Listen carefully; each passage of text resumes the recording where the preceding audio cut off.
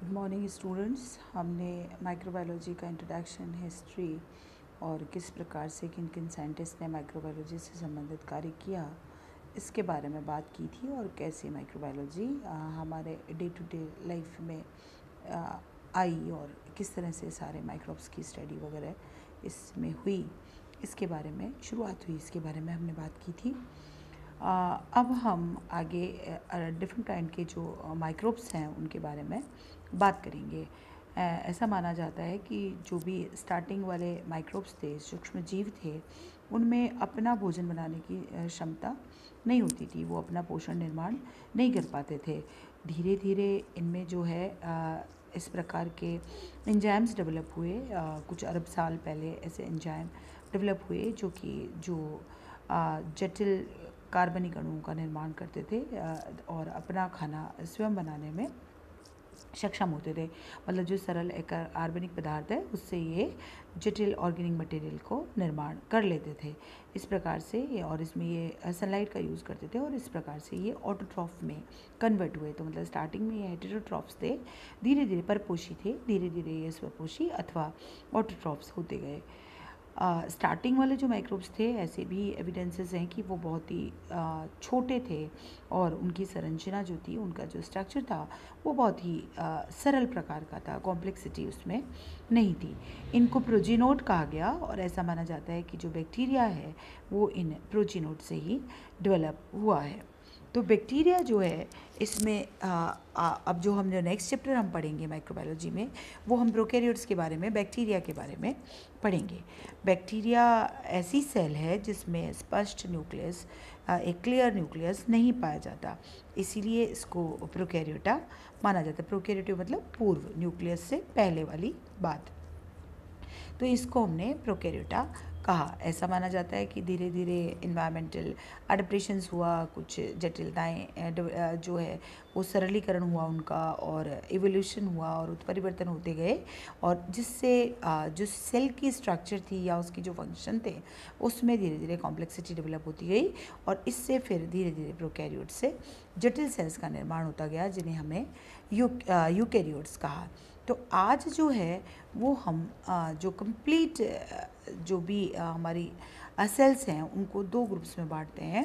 एक कहलाता है प्रोकैरियोटा और दूसरा कहलाता है यूकैरियोटा। तो सबसे पहले हम बात करेंगे इन दोनों के बीच में, प्रोकैरियोट्स और यूकैरियोटिक सेल्स के बीच में डिफरेंसेस की। प्रोकैरियोटिक सेल्स जो हैं वो बेसिकली सरल सेल्स हैं यूकैरियोटिक सेल्स के कंपैरिजन में। इनकी सेल साइज जो है वो कंपैरेटिवली कम होती है, जैसा यहाँ आपको दिखाई दे रहा है। ये 0.2 से 2 म्यूएम डायमीटर की मिलती है, जबकि जो यूकैरियोट्स है ये 10 से 100 म्यूएम डायमीटर की भी पाई जाती है। न्यूक्लियस जो है वो भी काफ़ी मतलब सरल होता है, इनका सिंपल होता है। इसमें न्यूक्लियर मेम्ब्रेन नहीं पाई जाती है, न्यूक्लियोलाई नहीं पाया जाता। ट्रू न्यूक्लियस जो है वो यूकैरियोट्स का करेक्टर है। इसमें जो है न्यूक्लियर मेम्ब्रेन के साथ और न्यूक्लियोलस के साथ न्यूक्लियस पाया जाता है। इसी प्रकार से जो membrane bound, membrane closed organelles हैं वो भी प्रोकैरियोट्स में नहीं पाए जाते। जैसे राइबोसोम ने जो है वो डिफरेंट टाइप का मिलता है, लेकिन और जैसे और की बात करें हम तो इनमें आपका माइटोकॉन्ड्रिया नहीं पाया जाएगा, गोल्जी काय नहीं पाया जाएगा, लाइसोसोम नहीं मिलता, एंडोप्लाज्मिक रेटिकुलम नहीं मिलती है। और इधर जो है प्रोकैरियोट्स में ये सारे organs like lysosome, Golgi apparatus, endoplasmic reticulum, ये सब माइटोकॉन्ड्रिया, क्लोरोप्लास्ट, प्लांट सेल्स में ये सब पाए जाते हैं। फ्लैजिला जो है इसकी स्ट्रक्चर कंपैरेटिवली जो है सरल होती है प्रोकैरियोट्स में। इधर जो है वो कॉम्प्लेक्स स्ट्रक्चर, यूकैरियोट्स में इसकी स्ट्रक्चर जो है वो थोड़ी कॉम्प्लेक्स हो जाती है। ये मल्टीपल माइक्रोट्यूब्यूल से मिलकर बना होता है। सिमिलरली ग्लाइकोकैलिक्स जो है वो कैप्सूल और स्लाइम लेयर के रूप में पाए जाते हैं। ग्लाइकोकैलिक्स यहाँ पे पाए जाते हैं, और इधर यूकैरियोट्स में ग्लाइकोकैलिक्स कुछ सेल्स में पाए जाते हैं, और जिनमें कि सेल वॉल नहीं पाई जाती। फिर हम बात करें सेल वॉल की, तो प्रोकैरियोट्स में यूजुअली ये पाई जाती है, केमिकली कॉम्प्लेक्स होती है। और जो यूकैरियोटिक सेल्स की बात करें तो केमिकली सिंपल जो है सेल वॉल पाई जाएगी, और प्लांट सेल्स में पाई जाती है, एनिमल सेल्स में ये नहीं पाई जाती। प्लाज्मा मेम्ब्रेन, जैसे मैंने आपको कहा कि इसमें प्रोकैरियोट्स में कार्बोहाइड्रेट्स नहीं पाए जाते और स्टेरोल्स भी इसमें प्लाज्मा मेम्ब्रेन में नहीं पाए जाते, जबकि यूकैरियोटिक प्लाज्मा मेम्ब्रेन में स्टेरोल्स एंड कार्बोहाइड्रेट्स ये रिसेप्टर प्रोटीन्स की तरह काम करते हैं, रिसेप्टर्स की तरह काम करते हैं और पाए जाते हैं। साइटोप्लाज्म की बात करें तो नो साइक्लोस्केलेटन और cytoplasmic streaming, where in eukaryotes cytoskeleton and cytoplasmic streaming present. फिर अगर हम बात करें राइबोसोम्स की, तो इनकी स्मॉलर साइज़ होती है प्रोकैरियोट में, जैसे अभी हमने कहा 70S टाइप का पाया जाता है, जबकि यूकैरियोट्स में ये 80S टाइप का पाया जाता है। सेक्सुअल रिप्रोडक्शन की हम बात करें तो मियोसिस नहीं पाया जाता। फ्रेगमेंट्स जो है डीएनए फ्रेगमेंट्स का ट्रांसफ़र केवल पाया जाता है प्रोकैरियोट्स में, जबकि इधर जो है यूकैरियोट्स में मियोसिस पाया जाता है। सेल डिवीज़न की हम बात करें तो केवल प्रोकैरियोट्स में बाइनरी फिशन पाया जाता है, जबकि जो हायर सेल्स हैं, जो बाद की सेल्स हैं जो यूकैरियोट्स, उनमें माइटोसिस पाया जाता है। क्रोमोसोमल डीएनए की बात करें तो सिंगल सर्कुलर क्रोमोसोम पाया जाता है, हिस्टोन प्रोटीन नहीं पाए जाते प्रोकैरियोट्स में, जबकि यूकैरियोट्स की हम बात करें तो मल्टीपल लीनियर क्रोमोसोम पाए जाते हैं जो कि हिस्टोन्स के द्वारा अरेंज होते हैं यूकैरियोटिक सेल्स में। तो ये बेसिक कुछ डिफरेंस है प्रोकैरियोटिक सेल में और यूकैरियोटिक सेल में। और आप यहाँ देखिए डायग्राम में आपको नज़र आ रहा है कि ये कितनी सिंपल सेल है जो प्रोकैरियोटिक सेल है, जबकि इसके कंपैरिजन में यूकैरियोटिक सेल कितनी कॉम्प्लेक्स सेल है, उसमें काफ़ी सारे ऑर्गेनल्स हैं, मेम्ब्रेन बाउंड ऑर्गेनल्स पाए जा रहे हैं जो यहाँ पर प्रोकैरियोटिक सेल्स में नहीं पाए जा रहे। तो बैक्टीरिया जो है ये बेसिकली प्रोकैरियोटिक सेल है। बैक्टीरिया जो है वो इसको हम यहाँ पर आज पढ़ेंगे और ये जो है एक कोशिकीय होता है और निम्नतम कोटि हम इसको सजीवों की मानते हैं। लिविंग एनिमल्स का लिविंग जो ऑर्गेनिजम्स है उसका सबसे जो सरल रूप है, सबसे जो छोटा रूप है, वो हम इसको बैक्टीरिया को मानते हैं। सबसे पहले हम इसको क्लासिफाई करेंगे, अलग अलग तरह से बैक्टीरिया के क्लासिफिकेशन के बारे में बात करेंगे। बैक्टीरिया को रॉड्स के रूप में, जिन्हें बेसिलाई कहा गया, स्पाइरल शेप के बैक्टीरिया, स्फेयर शेप के जिनको कोकाई कहा गया, इस तरह से बैक्टीरिया को शेप के अकॉर्डिंग अलग अलग तरह से बांटा गया है, जो कि आपको यहाँ पे दिखाई दे रहे हैं। डिप्लोकोकस हो सकते हैं, स्ट्रेप्टोकोकस हो सकते हैं, सॉर्सिना हो सकता है। फिर अगर हम रॉड्स की बात करें तो एक सिंगल हो सकता है, बेसिलस की चेन हो सकती है, फ्लैजिलेट रूट्स हो सकती है, नॉन फ्लैजिलेट रूट्स हो सकती है, कॉमा शेप्ड हो सकता है। इस प्रकार से शेप के अकॉर्डिंग बैक्टीरिया को डिफरेंट टाइप्स में बांटा गया है। 1872 में जो साइंटिस्ट हुए कॉर्न, उन्होंने बैक्टीरिया को 4 मेजर टाइप्स में अकॉर्डिंग टू शेप जो है बांटा। उसमें सबसे पहला है कोकाई। कोकाई जो है ये यूनिसेलुलर, स्फेरिकल या एलिप्टिकल शेप का होता है, गोलाकार शेप का होता है। ये एक सिंगल सेल के रूप में भी पाया जा सकता है और बहुत सारे एग्रीगेट करके अलग अलग तरह के कॉन्फ़िगरेशन भी जो है बना सकते हैं।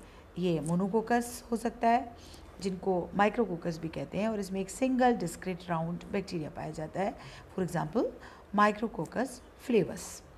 देन ये डिप्लोकोकस हो सकता है, जब 2 सेल्स आपस में मिल जाएं, और या फिर ये कह लीजिए कि एक जो है वो डिवाइड होकर 2 सेल्स में, एक कोकस डिवाइड होकर 2 सेल्स में कन्वर्ट हो जाए डिवीज़न के बाद, और वो एक दूसरे से अटैच रह जाए, तो हम उसको डिप्लोकोकस कहते हैं।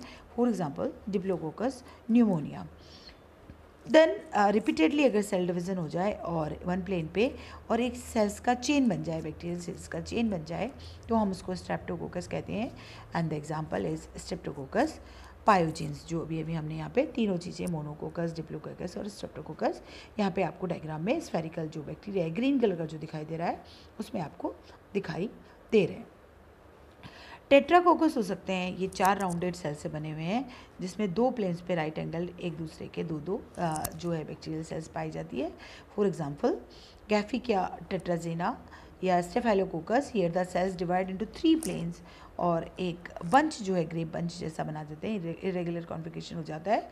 For example Staphylococcus aureus. Similarly Sarcina हो सकता है। इस केस में क्या होता है, सेल डिवाइड होती है 3 प्लेन्स पर, और ये क्यूब लाइक कॉन्फ़िगरेशन कंसिस्ट कर लेते हैं। 8 या 16 सेल्स का बना हुआ होता है। एक रेगुलर शेप में ये 8 या 16 सेल्स जो हैं वो पाई जाती है। फॉर एग्जांपल सार्सिना ल्यूटिया, ये भी हमने अभी जो है डायग्राम आपने देखा, उसमें आपको स्टेफाइलोकोकस और सार्सिना भी नज़र आ रहे हैं। ग्रीन कलर का जो है वो जो स्फेयर्स का एग्जाम्पल है। इसके बाद दूसरी जो टाइप इन्होंने दी वो दी बेसिलाई। ये रोड शेप बैक्टीरिया होते हैं या सिलेंड्रिकल शेप बैक्टीरिया होते हैं, और ये सिंगली भी पाए जा सकते हैं और पेयर्स में भी पाए जा सकते हैं। For example Bacillus cereus. Then third one is Vibrio. ये जो है कर्व्ड है, दैट मीन्स कोमा शेप नज़र आते हैं, और ये एक सिंगल जीनस को रिप्रेजेंट करते हैं। विब्रो कोलरी इसका एग्जाम्पल है। Then spirilla. These type of bacteria are spiral और स्प्रिंग लाइक। इनमें मल्टीपल कर्वेचर और टर्मिनल फ्लैजिला पाया जाता है। Example Spirillum volutans. इसके अलावा कुछ और बेसिक शेप्स भी बैक्टीरिया की देखने को मिलती है, जैसे एक्टिनोमाइसिटीज। ये ब्रांचिंग फिलामेंटस बैक्टीरिया है। इनको ऐसा इसलिए कहते हैं क्योंकि ये सनरेज से रेडिएटिंग सनरेज से रिजेंबल करते हैं, और जब इनको टिश्यू लेसेंस में देखा जाए तो ये इस प्रकार के दिखाई देते हैं। Actin means rays and myces means fungus, तो इसलिए इनको एक्टिनोमाइसिटीज जो है उस ग्रुप में रखा गया है। देन माइकोप्लाज्मा, ये भी बैक्टीरिया है, और ये सेल वॉल डेफिशिएंट होते हैं, मतलब इन पर सेल वॉल नहीं पाई जाती। इस वजह से इनकी एक स्टेबल मॉर्फोलॉजी नहीं होती है, एक निश्चित शेप और साइज़ नहीं होती है। ये कभी राउंड कभी ओवल बॉडीज़ के रूप में, इंटरलेसिंग फिलामेंट्स के रूप में किसी भी तरह से नज़र आ सकते हैं।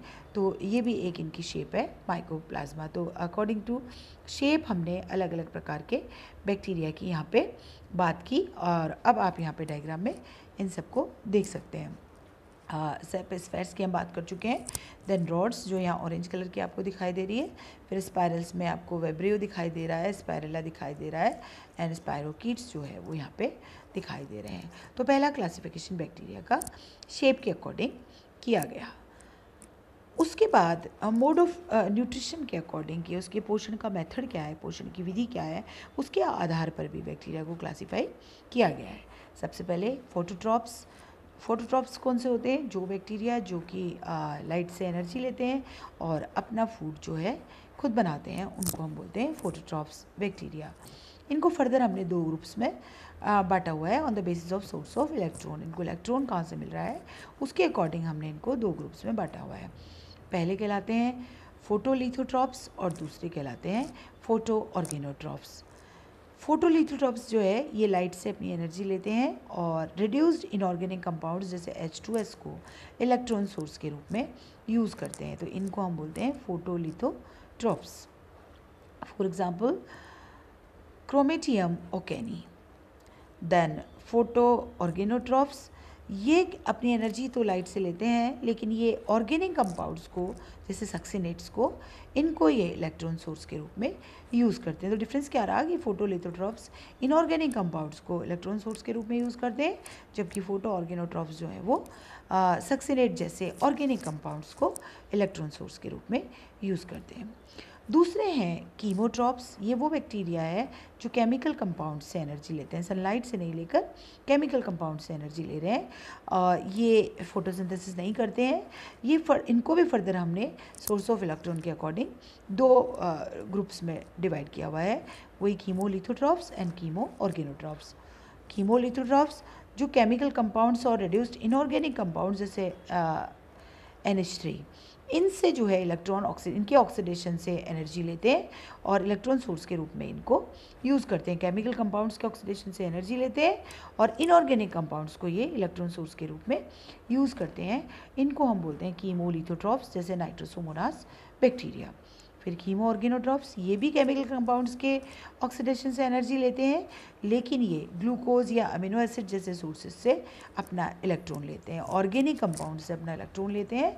इनको हम बोलते हैं कीमो ऑर्गेनोट्रॉप्स, जैसे सूडोमोनास सूडोफ्लेवा जो है इसका एग्जाम्पल है।